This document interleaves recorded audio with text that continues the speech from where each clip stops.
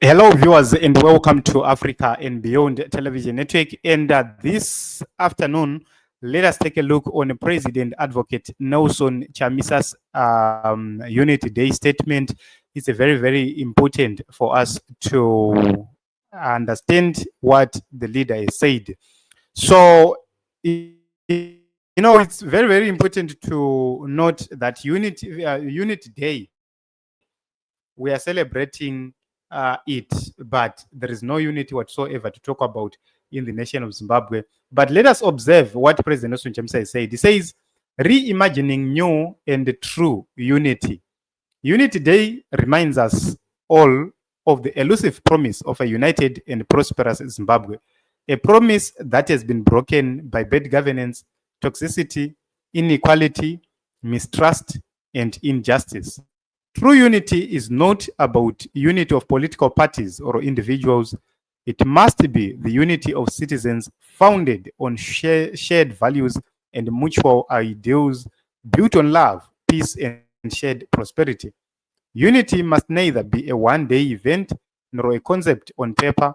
Unity must be practiced, palpable, and experienced daily in our facets of life. In the coming Zimbabwe, there will be new and genuine unity powered by love and mutual respect, where every Zimbabwean is proud to belong and their dignity is protected and well treasured. So this is what President Nelson Chamisa has said. And remember, today is 22 December 2024. And from 1987, so many years since the signing of the Unity Accord between Robert Mugabe and Joshua Nkomo, but we have seen less than we expected then. So this is something very, very important. Key issues raised by President Nelson Chamisa. He speaks about a united and prosperous Zimbabwe, not united political parties, not united political players. It's about united people. When the nation is united, I walk into Matebeleland, I'm a Shona-speaking person, there must be uniformity. You cannot speak about unity when I cannot speak the language of Matebeleland. There is no unity like that. Unity entails us that every language is our language. We must learn Tonga, we must learn Ndebele, we must learn Venda, we must learn each and every language which is spoken in Zimbabwe, Tsonga, so many languages which we have. That is the first sign of acceptance, the first sign of unity. So there must not be a supreme language, a supreme tribe, a supreme person. We must all be equal. This is what I believe in. When citizens are united, they speak with one language. When citizens are united, they have everything in common. We must have a common agenda, a common idea, common language, and everything else. Then we have seen bad governance destroying unity. Look at what has happened in Matebeleland. This government which we have has governed badly, that they have even failed or refused to bring the much needed unity in the nation of Zimbabwe.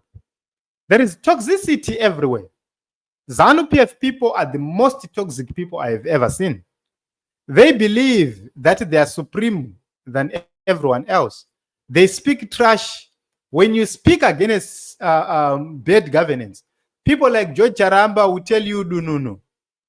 You know, that is a sign of bad governance. Inequality is happening in Zimbabwe and is witnessed by everyone having to beg Wikine Uchivayo to get health care, to get a car, to get everything nice. They will have to beg Chivayo. It's because of inequality. If we were equal in Zimbabwe, we were not going to rely on Wikine Uchivayo. The government must be established on a position of bringing equality to the people. That is the purpose of a government. Share resources equitably across the political, the citizens and the political divide, whatever.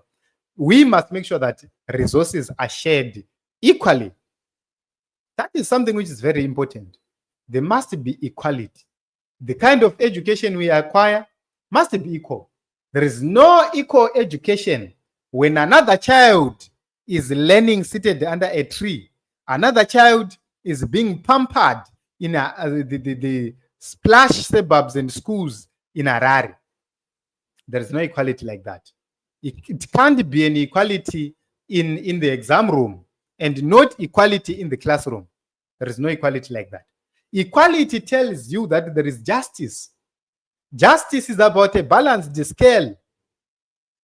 So there is no justice in Zimbabwe, which means we cannot talk about equality when there is no justice in Zimbabwe. There are so many things we can talk of. Politics in Zimbabwe has actually proven that there is no equality. There are others who are treated way better than the others. Others are treated as traitors, whilst others are treated as queens, princes, whatsoever. That is so wrong. So there is mistrust. People do not trust each other. Look at them. When they go to the meetings, they carry their own water bottles. Why? It's because they are afraid to drink from the water provided by the state. It's because the state has become an instrument of mistrust, an instrument of injustice, of an instrument of inequality, an instrument of oppression. So when we are talking about unity, we have seen unionists calling about unity of political parties, calling about unity of politicians, not unity of citizens. And the President also Chamisa has clarified the position that unity must be unity of the people, unity of citizens, not unity of politicians, not unity of people driving GD6s, not unity of people living flamboyantly in the northeastern suburbs of Harare. There must be a true sense of unity. So you can actually see that where there is unity, there is love. Where there is unity, we have shared values. Where there is unity, there is prosperity across. That is something which is very important. Unity cannot be unity when we are talking about it on one day. Unity is a concept. Unity is a practice. Unity is a culture which must be among us. Which means it's a tradition. It's something which is amongst us, something which lives in us. It must be unity. You cannot celebrate unity to wait to celebrate unity for one day in December. 365 days, only for you to choose one day to celebrate unity of political parties, to be honest. Then it must be an issue which changes people. We have seen first powder unity of ZANU-PF. It gives opportunities to individuals, the Kembo Mohadis, the Pelekezela Mpokos, but it doesn't address unity amongst our people. So in a new Zimbabwe, it must be a norm, it must be a culture, it must be a practice, it must be a value, it must be in our blood. That is what is called unity. We must have something in common.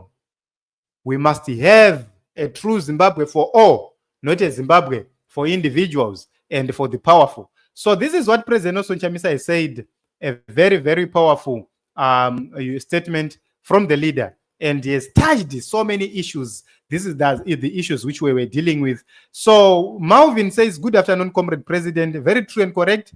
True unity derived from the basis of ethical principles, good government policies and values is needed in our nation.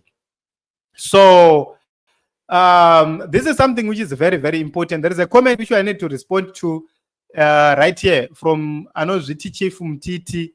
He doesn't understand what President Chamisa has said. He is talking about unity na chabangu. Is true that unity must not be about politicians. It must be about citizens. When unity is about citizens, they will control politicians. They will control politics. They will control everything. But when unity is about politics, politicians will continue to have a better class. People will continue to treat politics as a career in a new great Zimbabwe, politics must not be a career. We must be begging people to serve. We must be begging people to join politics in a new Zimbabwe. Why? It's because we will have a vast or a variety of opportunities elsewhere, which means people will be focused elsewhere. My doctor, my engineer, my business people, everybody will be running around to do whatever they can. We need to beg people to say, come, let us develop, let us build a nation. That is what must happen in politics. It can happen when there is true unity. So thank you very much, everyone, for coming. This is what we have for you. President Nelson Chamisa gave his 2024 statement about Unity Day. Thank you very much, everyone, for coming. And let me take just a few comments right here. My brother Claude says, gentlemen, know that we lost everything through ZANU-PF, and the only way for us to regain all we lost is to remove ZANU-PF. That is true. We must remove ZANU-PF. We must make sure that ZANU-PF goes into extinction. We no longer want to hear anything about ZANU-PF again, except when we are giving an example of bad governance, an example of oppression whatsoever. Gerald, thank you very much for coming. Thank you very much for the contributions. Let us meet in other episodes as well as other broadcasts.